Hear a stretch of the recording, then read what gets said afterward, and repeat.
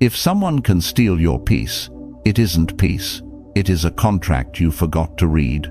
The bold claim of Stoicism is that tranquility is not a gift from other people, but the discipline of your own mind. And if you stay with me to the end, you'll leave with a simple sentence you can say in hard moments that protects your calm without burning bridges. I'll also show you a quiet test you can run tonight, the kind that reveals where your energy is leaking and how to seal the cracks tomorrow. Before we go further, a humane disclaimer. What follows is education, not personal instruction. I'm not inside your life, your traumas, or your bank account. I'll speak with calm conviction about timeless principles, and I'll ground them in stories that protect privacy by blending details. You will bring the wisdom to your context, consult qualified counsel when decisions carry weight, and remember that philosophy is a companion, not a tyrant. Why this matters now is simple. The modern world is a chorus of asks. Platforms ask for our attention, workplaces ask for just one more thing, families ask for arbitration, friends ask for money, strangers ask for our outrage, and our past selves ask that we remain the person we promised to be 10 years ago. Left unexamined, we become the sum of other people's requests. A Stoic does not harden into an island. A Stoic learns the shoreline, where the sea may kiss the land, and where it must not drown it. Use that mental image as we go. The shoreline is your character, your proheresis, your faculty of choice. Waves may crash, but the coastline that is you stays deliberate. A common misconception says Stoics are cold, armored, uninterested in human need. The opposite is closer to truth. We are interested in helping, where help is virtuous, enduring, and within our sphere of control. We're uninterested in the theater of rescue, the rush of being needed, the applause of being indispensable that turns compassion into control and love into exhaustion. The ancients gave us a map that moves from self to world with clear lanes, the discipline of perception, see things as they are, the discipline of action, act justly, with courage and temperance, and the discipline of will, accept what cannot be changed. When requests come from relatives, colleagues, lovers, each one must be passed through those gates. What is the thing? What is mine to do? What must I release? Hold that frame as we rework 5 modern patterns of asking that quietly erode a life. I will not present them as enemies at the gate. I will present them as misunderstandings at the door, carrying other people's burdens as a lifestyle, lending money when there is no true emergency, mediating family conflicts as if your sanity were a public utility, changing who you are to prevent a sigh, and treating other people's emotions as commands you must obey. These are not merely bad boundaries, they are philosophical confusions about agency, role, and virtue. We'll pass from misconception to clarity, and from clarity to practice, and along the way, I'll introduce 3 interwoven stories: a preventable downfall, a delayed awakening, and a transformation that held. The first pattern sounds charitable, and that is why it's so seductive. You are asked to carry what isn't yours, not once in a storm, but as a climate. I knew a composite man we'll call Marco, a civil engineer in his 40s, who had built bridges with patient excellence and began to live as one. People crossed him every day to reach the other side of their crises. At first it was modest. A colleague who never learned the new software asked him to just finish the simulation after hours. Then it was his cousin, late on bills, asking for weekend labor to repair a roof. Then a neighbor who perpetually forgot her landlord's number asked him to call and handle it. He said yes once to be kind, twice to be consistent, and by the 10th time the yes had become part of a personality he hardly recognized. When Marco's own health began to falter, headaches that settled into migraines, he finally noticed he was spending most of his evenings as a patch for holes others refused to mend. The Stoic diagnosis is not "people used you" as if he were an object. The diagnosis is subtler. He misplaced the sight of control and confused kindness with caretaking. There is a difference between lifting a fallen traveler out of a ditch and signing a lifetime contract to carry them wherever they wish to go. The discipline of action teaches us to help in ways that return weight to the rightful carrier, because a help that makes a person smaller is not help.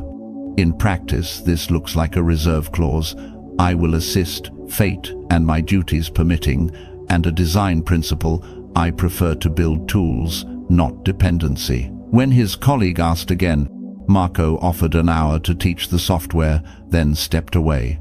When his cousin needed one more weekend, Marco said, I can help you plan the repair and list what to buy. I cannot do it for you.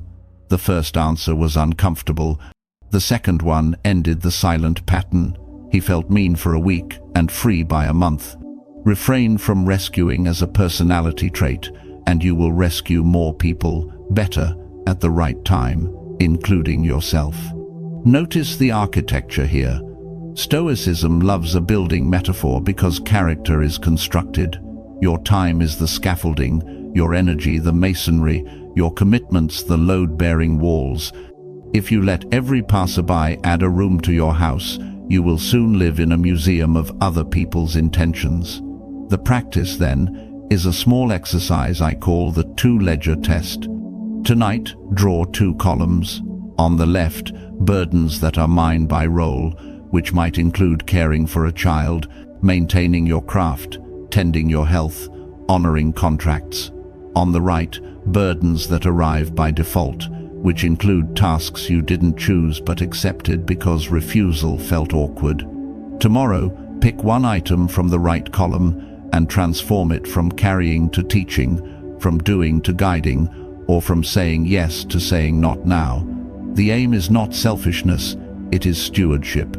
In a month, your life feels both lighter and more effective because your helps are sharper and your rescues rarer and real. The second pattern is deceptively simple: money. Before the Stoics called it an indifferent, neither good nor evil in itself, they called it a test, not a test of wealth, but of clarity. People ask us for money in ways that look like crisis but are not, or they ask with a tone that feels like kinship but is leverage.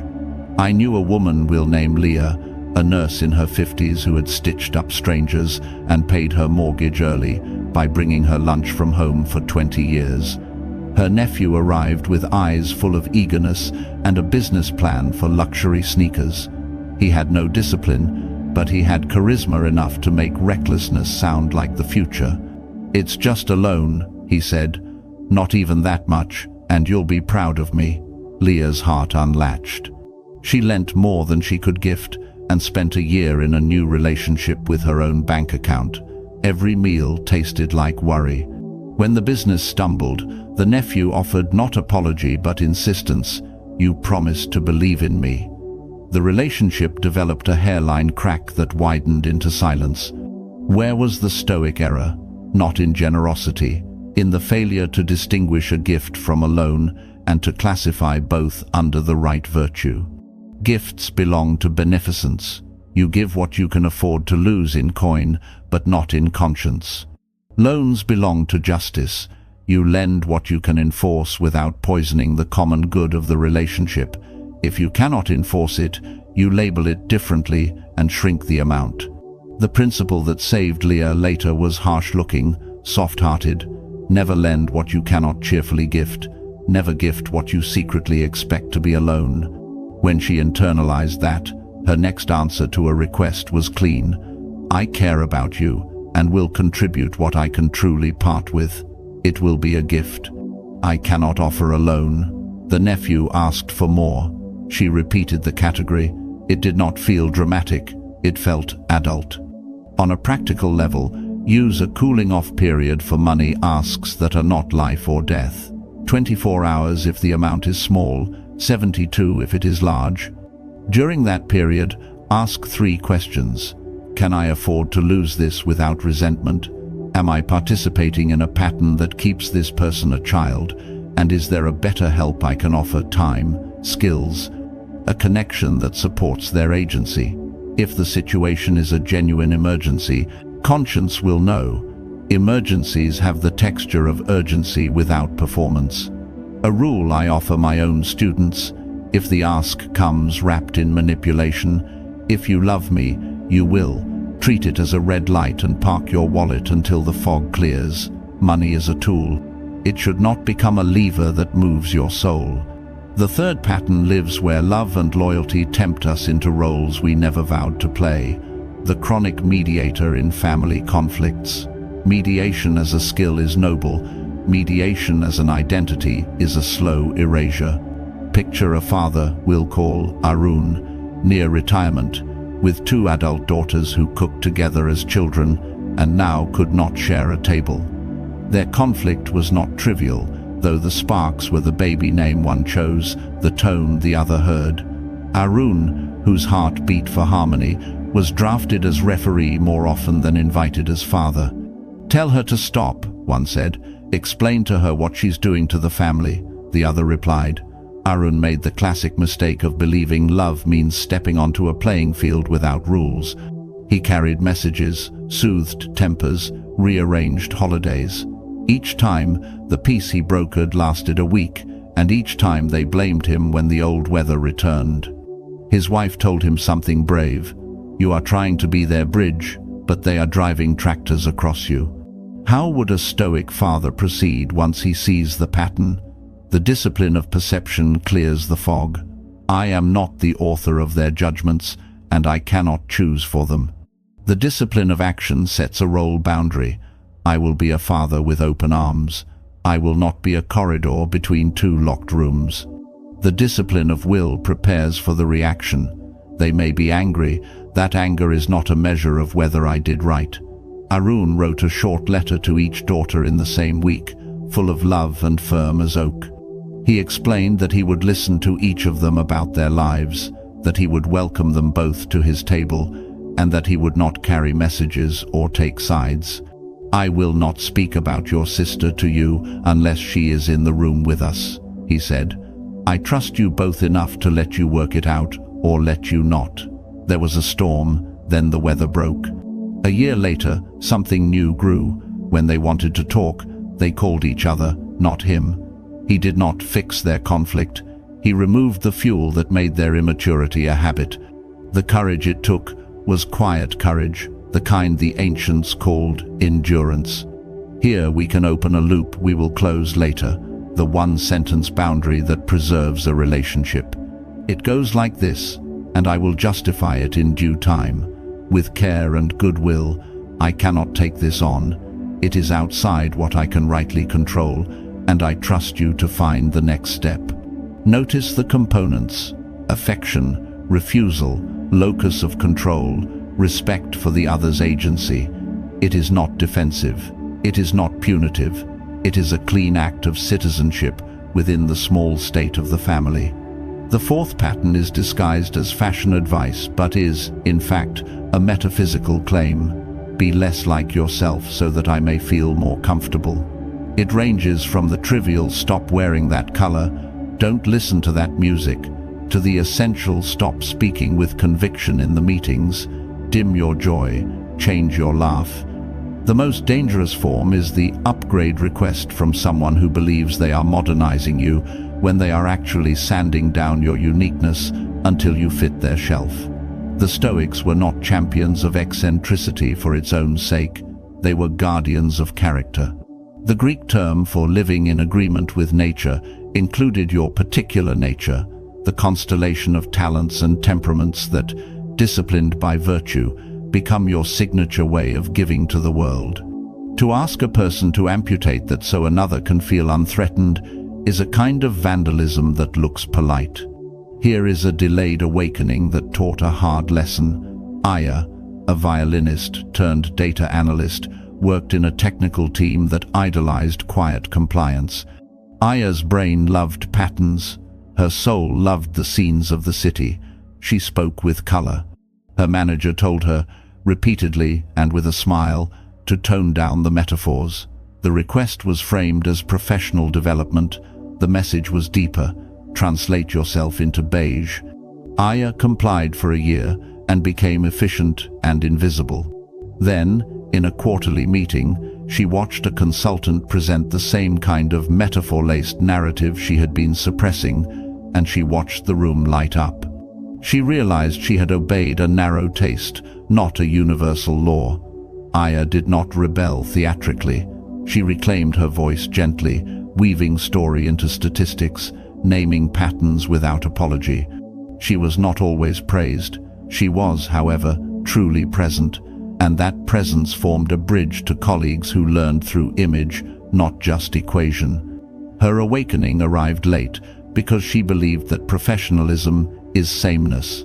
The Stoic correction is, professionalism is virtue in action, not costume. The nuance matters.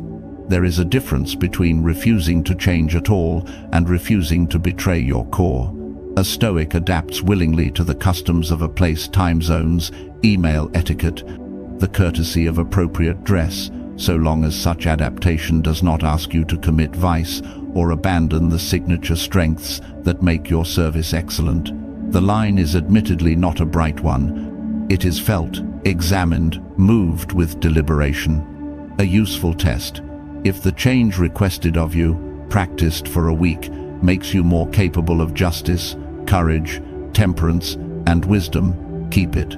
If it shrinks your range, dulls your compassion, and makes you act against your conscience, set it down. And remember, authenticity is not clinging to quirks, it is fidelity to character. The fifth pattern is the most invisible because it masquerades as love. Prioritize my emotions over your own judgments. It appears in the form of, if you cared you would, and please don't make me feel, and your joy makes me uneasy, could you be less? There is genuine empathy in making space for others' feelings. And then there is emotional servitude, living as if other people's inner weather were your law. Stoicism does not propose indifference to emotion, it proposes governance. We cultivate the discipline of assent.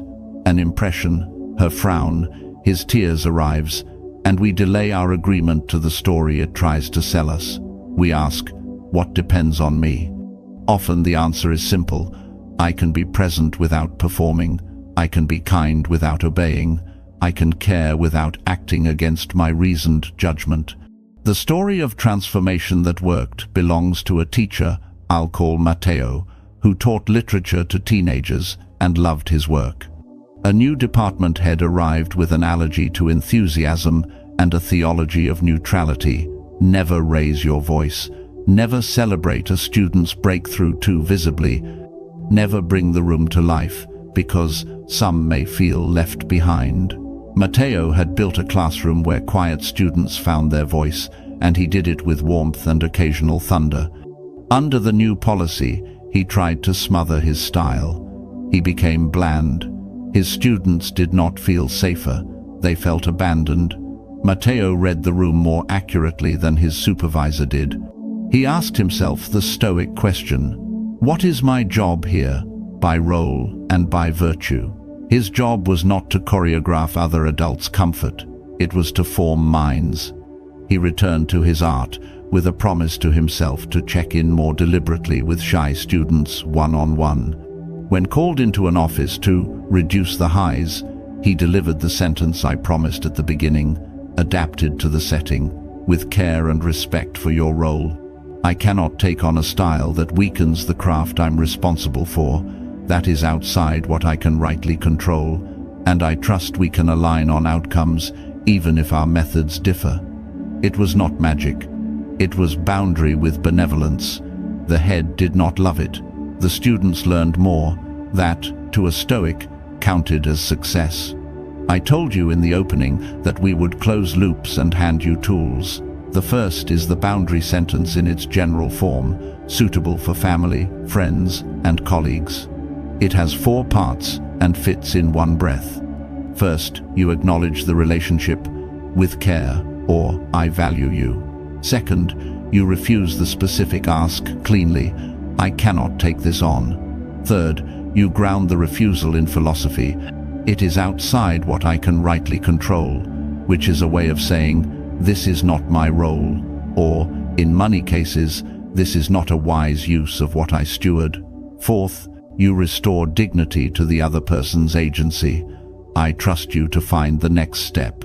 Or, if appropriate, I'm happy to help you think through options. The sentence is not a shield you hide behind. It is a doorway you keep open while refusing to walk through every room in someone else's house. You may ask, isn't this all just self-protection in pretty language? That depends on whether virtue is your north. Stoicism is not a bunker. It is a blueprint for becoming a person who can serve the common good without dissolving into it. In the ancient texts, you will find two ideas that help you see why this balance matters. First, oikeiosis, our natural development from concern for our own survival to concern for family, city, and humanity. This expansion is healthy when it grows from a center that is stable. Second, the cosmopolis, the image of a city made of rational beings where each citizen plays a role in harmony with the whole. Harmony is not uniformity. Health is not codependence. If your help to one person destroys your capacity to contribute to the many, you have left justice behind. We should also say, with clarity, that modern psychology has its own language for parts of this terrain. When the source culture speaks of individuation, it points to the maturation of a self that is not swallowed by others' projections. You don't have to accept every detail of that framework to see the overlap. Stoic role ethics protects individuation without turning it into a fetish. You become who you are not by performing uniqueness, but by choosing virtue within your given stations, child, neighbor, craftsperson, partner, and refusing to betray your conscience for applause or the avoidance of discomfort. Let's weave these ideas back through our stories, because stories are how we remember. Marco's near downfall was preventable because a single skill could have saved him early, the ability to help without adopting. If he had practiced saying, "Here is a tool, here is a plan, I believe you can do this," instead of, "I'll come fix it," his energy would have remained available for the bridges only he could design. Leah's delayed awakening was not about money, it was about labels. She learned to stop calling a gift a loan and a loan a gift. She learned too that someone's dissatisfaction with your boundary is not a sign you did wrong. Arun's transformation was profound because it altered not his daughters, but his participation. He stopped being the road and became a place. Come sit, I will love you here. I will not carry messages between towns that refuse a treaty. Aya's return to her voice clarified that adaptation is wise until it becomes erasure, and Matteo's refusal to prioritize an administrator's discomfort over students' growth modeled a Stoic skill any of us can learn: sifting impressions and refusing a false ought. There is a small ritual, the quiet test I promised that you can adopt tonight. I call it the pebble jar. Place a small jar where you keep your keys. Put 3 pebbles in your pocket in the morning. Each pebble stands for a significant discretionary act of your day, where you will put your best hour, your clearest attention, your deepest compassion. Every time you spend one on something that aligns with your roles and virtues, doing the craft, loving the person you vowed to love, tending your health, drop a pebble in the jar. If you spend one on someone else's unowned burden, keep it in your pocket and ask why. At day's end, the sound of pebbles in the jar tells a story without judgment. The goal is not to hoard them, it is to spend them where they build a life. By the end of a week, your ear will learn the difference between a day that sounded like rattle and a day that sounded like river. As the narrative deepens, remember that Stoicism is uncompromising only about a few things, and other matters it holds lightly. It is uncompromising about virtue. No ask, however tender, should make you lie, betray a trust, exploit someone, or become cruel to yourself in the name of being nice. It is flexible about indifferent things, clothes, calendars, customs that make cooperation elegant. When a loved one's request keeps them small or makes you untruthful, you say no. When a loved one's request asks you to stretch an hour to attend what matters to them, because it also matters to you, you stretch with grace. One might object. What about sacrificial love? Don't the noblest acts consist of carrying what isn't ours? Yes and no. If a neighbor's house is on fire, the right response is to form a chain and pass the buckets. If the neighbor insists that you hold their hose every day because they never learned to turn the tap, you are feeding their incompetence and starving the city of your other gifts. The Stoic is not allergic to sacrifice. The Stoic is allergic to addiction to the feeling of being needed so deeply that you no longer choose. There is a line in the mind where you can feel the difference. Heroic energy rises in crisis and recedes when the crisis passes. Dependency asks you to believe every Tuesday is a 4-alarm blaze. We also must correct a softer error buried in our culture's advice, that boundaries must always be loud, aggressive, triumphant. Sometimes they are skywriting, and sometimes they are the gentle habit of not entering stories that are not yours. You don't have to make a speech every time you decline. Often, brief is kind. "I can't," with eye contact and warmth, said early, is love in practice. The longer you wait, the crueler the eventual no sounds, because it will arrive flavored with resentment. Say the small no now and preserve the big yes later. There is value in naming fears that make these patterns sticky. Many of us carry an old belief that if we are not useful, we will not be loved. We become employees of the unspoken company called worthiness, and our compensation is the temporary relief of hearing, "Thank you." It's a fair exchange until the hours go long, and the overtime pay is guilt. The Stoic cure is not to stop serving. It is to move your employment to a different firm, one where your supervisor is your conscience, and your task is to contribute to the common good from a state of internal freedom. In that firm, gratitude is appreciated, not required. You don't do things to be seen, you do them because they are right. Periodically, step above your life in imagination, what the ancients called the view from above, and watch the tiny traffic of requests and responses. From altitude, you can distinguish patterns that, on the ground, looked like isolated favors. From above, you might see that every Sunday evening you accept a burden that ruins your Monday, or that every payday you turn into a bank for two people who have not yet learned to hold their money.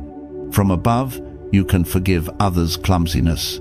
They too are learning, and you can forgive your own need to be needed. Then return to ground with 2 or 3 clean adjustments. Philosophy does not ask you to overhaul yourself overnight. It asks you to practice. A micro summary here to honor your attention. We reframed carrying others' burdens as a question of agency and design help by teaching guide instead of adopt. We reframed lending money as an issue of categories and justice, call a gift, a loan, and keep both small enough to preserve love. We reframed mediating family wars as a choice of role, be a place, not a bridge that gets trampled.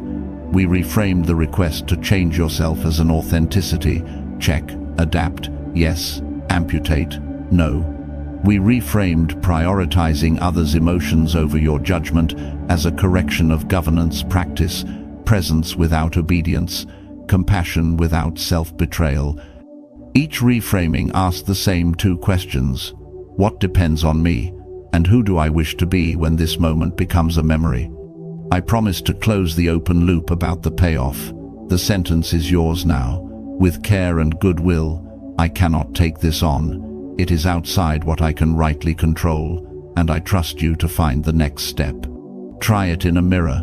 It will feel stiff at first, as any new instrument does. Play it softly. Remove or add words to fit your voice without losing its bones. When money is involved, you might say, with affection, I can offer a gift of this amount. I cannot offer a loan. When mediation is the game, try, I will host you both anytime. I won't carry messages when you're apart. When the request is to adjust your personality, answer, I'll adapt to our context where it helps our work. I won't edit out what makes my contribution strong. When the demand is that you manage another's inner weather, breathe, then say, I care that you feel safe. I won't act against my judgment to prevent a feeling you can learn to bear. The sentence is not a trick. It is a boundary shaped by benevolence. It buys dignity for everyone involved. There will be days you scatter the pebbles in the jar and feel you failed. That feeling is not a verdict. It is a teacher. On such days, borrow a page from the Stoic Evening Review. Without self-hatred, ask, where did I assent too quickly? Where did I act well? What small improvement can I try tomorrow? Common answers are simple. Say no sooner, clarify categories, remove yourself from triangular conversations, take a 5-minute walk before answering texts that vibrate with urgency, schedule your best hour for work only you can do. Forgive the rest. The future is generous to people who practice, and practice is nothing more than repeated tiny corrections. You might wonder what happens to love in a life like this. Does it cool? My experience, sustained by the ancients, is that love warms when it is no longer a strategy. When you give from freedom, you give with joy. When you stay with a person's pain without trying to control it, you respect them. When you stop rescuing compulsively, your help is clean, your presence is restful, and the people in your life learn that your yes means yes, and your no means no. That reliability is the furniture of trust. Some will resist your shift. They benefited from the earlier arrangement. Expect a short season of protest. Name it without drama. We're changing a habit. It will feel odd for a bit. Hold steady. The storm recedes when there is nothing in you it can move. In time, the people who prefer relationships where both parties are adults will remain or arrive, and the ones who require a parent will find a different theater. That, too, is a kindness. Before we part, consider this final image, because philosophy loves images that return unbidden when you need them. You are a harbor. Boats will come needing repair. Storms will throw debris against your walls. Fishermen will gossip under your lamps. Your job is not to fetch every ship. It is to keep the water clear and the lights true. When a vessel sinks, you mourn. When a captain demands you move the coastline to suit his charts, you smile and point to the stars. When a child falls in the shallows, you wade out and carry them to sand. Then you return to your post. Your calm is not apathy, it is readiness. If this chapter helped you see the asks in your life with a cleaner eye, the next is the natural continuation. We will dive into the discipline of assent itself, the split-second craft of deciding which thoughts to welcome and which to let pass, how to investigate an impression without becoming its prisoner, and how to build what the ancients called the inner citadel without isolating yourself from the city outside. That is the training ground beneath everything we discussed today, and it is where tranquility becomes durable, not decorative. Until then, try the pebble jar, try the sentence, and notice what returns to you when you stop letting other people spend your life for you.